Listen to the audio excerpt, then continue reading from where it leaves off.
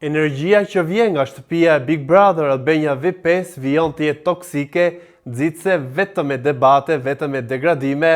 edhe në këto situata ku janë, nuk e se ke shumë dëshirë për të komentuar, por nuk e ndaloj asnjëherë të rrosh me redin për të dhënë mendimet e mia, për të dhënë ato situatat pikante, por edhe detajet që nuk kapen nga të gjithë në çfarë ndodh në 24/7 brenda shtëpisë. Dua ta nis me një mendim që ka të bëjë me lojën e vazhdueshme që ka Rogerti ndaj Malit, duke i prekur familjen, konkretisht babain, duke i gjykuar atë se si ka mundësi që nuk i dha dorën babait, si ka mundësi që nuk e priti kur erdhi aso kohe për t'i dhënë një deklaratë apo për të pasur një lloj ballafaqimi.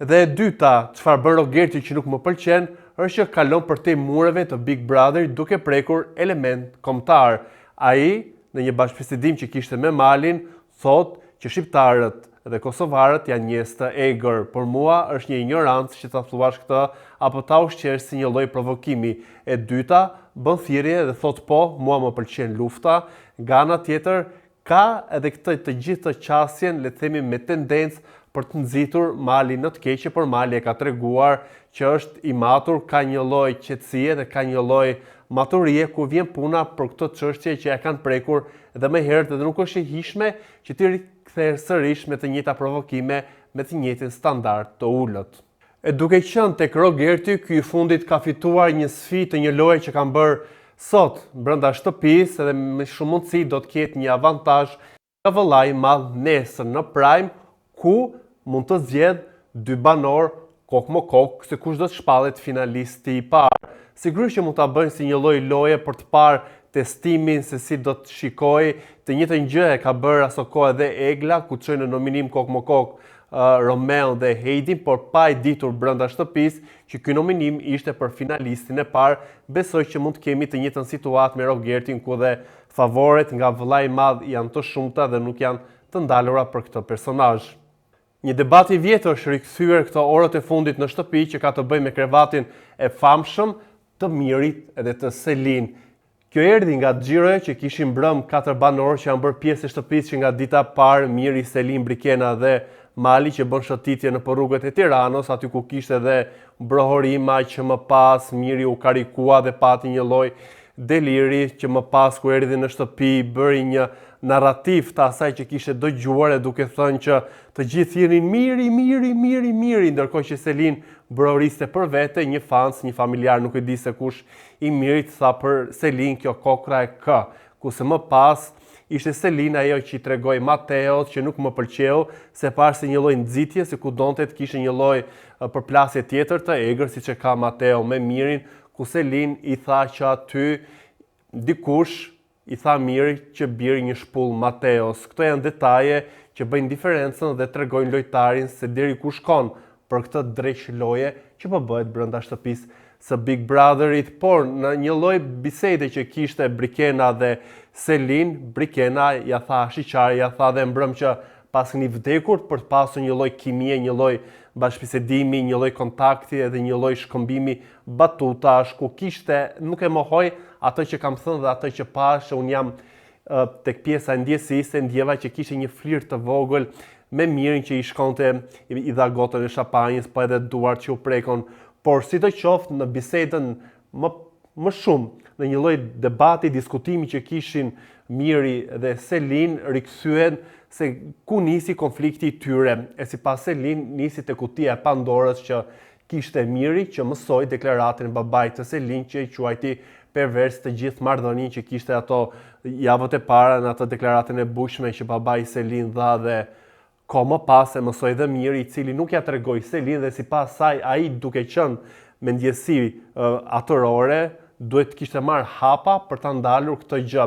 Edhe pse këtu ka diçka që nuk shkon, për sa kohë ka marrë të gjitha mesazhet Selin, pse u desh një mesazh kaq i fortë dhe fjala perverse që ajo tu ndjente që nuk po shkon diçka siç duhet, për sa kohë ajo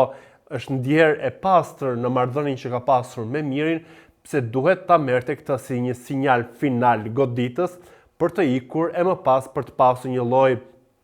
flirti që nisi romancën me Gimbon, ku fliste edhe për butona, pra i ka dhënë sinjalet që e donte këtë lloj situate brenda shtëpisë, edhe pse ditë më parë Selin tha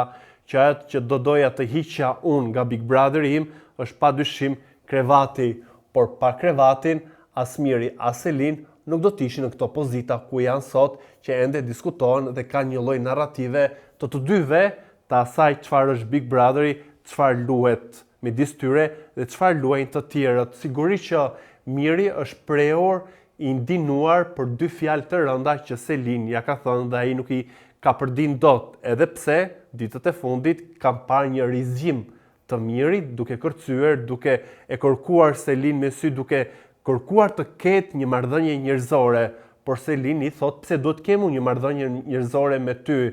Jam dakord që nuk je i detyruar për të pasur një raport kur ti ke thënë fjalë të rënda dhe nuk është e hishme, por mos e shumti fjalë të rënda, Selin ka marrë nga Rogerti, por me këtë gjuhën për të ulur, për pasur biseda, për të treguar për jetën, për monotoninë se si ka jeta e secilit, por me Mirin ka një lloj tensioni inati dhe një lloj mlefi që është i kuptueshëm. Hera herës janë dhe shok siç ishin brëm në këtë showroomin e mjeteve ku Miri kishte një lloj gentilese, një lloj kavalieri që sigurisht është e kuptueshme për moshën që ka, që unë kam bërë dhe sondazhe për të kuptuar dhe për të marrë më së shumti impaktin e publikut. Atëherë se këto sondazhet e mia bëhen dhe virale, me 65% mendojnë që kutia e Pandorës është një pretekst loje e Selinës për të ndarë dhe për të pasur një tjetër dinamik e shtëpisë, kurse 35% mendojnë që pas sinjaleve dhe fjala e rëndë që e dëgjoi Selin nga babai i saj për sjelljen e Mirit ka shi vetë asaj, e detyroi që të kishte këtë shkputje.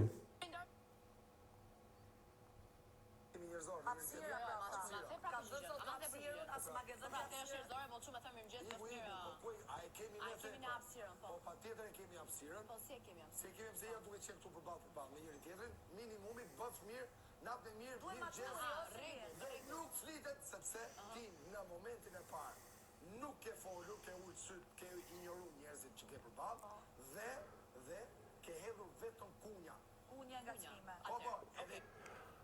Nga ana tjetër, Miri i cili kërkon të ketë një raport njerëzor, kërkon t'i thotë mirëmëngjes Selin, të ketë një përshëndetje, të ketë një bëft të mirë, edhe pse për Selin kjo gjë nuk është në atë që ajo do të ushqejë dhe do të jap, por audienca mendon në atë që edhe unë perceptoj dhe logjikoj dhe i qëndroj me 51% që Selin ka të drejtë të mos ketë as raport njerëzor me Mirin, kurse 49% kanë votuar opsionin e dytë që Miri do loj, jep respekt, por ka edhe një dobësi për Selin. Atëherë dy fjalët që Miri ka marrë nga Selin që është prekur shumë janë ordiner dhe bastard. E sigurisht për një burr në moshën që është Miri, që duhet japi shembull, siç ka thënë që edhe vajza ime do doja që të ishte si Selin, është prekur, por e ka kapërdir këtë gjë.